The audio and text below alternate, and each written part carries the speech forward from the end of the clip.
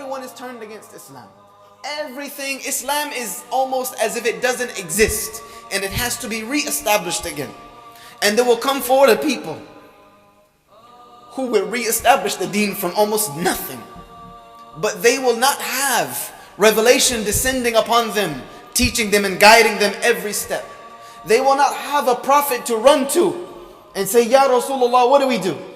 Sallallahu alayhi wasallam. They will be doing it based on what is left, the Quran and the Sunnah. So these people's reward has been increased by Allah. Wallahi, we live in these times. Because you can go even to the most populated Muslim country you want. And I've been to most of them.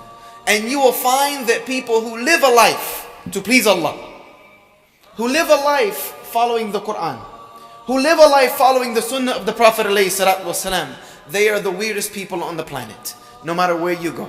No matter where you go. You can even stand around the Haram in Mecca and still find yourself out of place when you follow this path of following the Quran and Sunnah. But for our sisters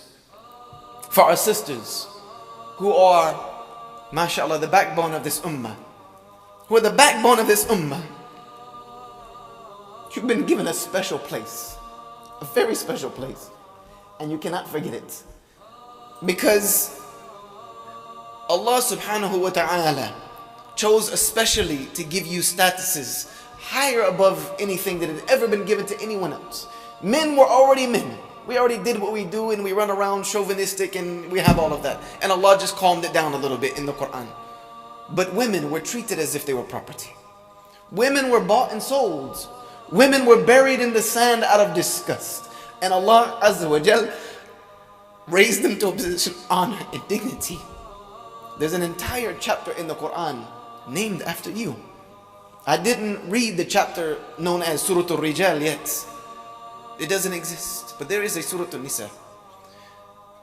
One of the greatest feats that Allah Azza wa Jal gave to a woman is that she gives birth to the next generation of humanity.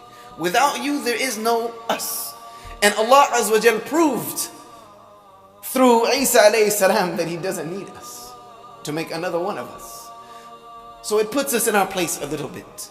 But sisters, not only are you more than half of this ummah, more than half, you will become more than 2/3, but you are responsible for the other half. You raise the rest.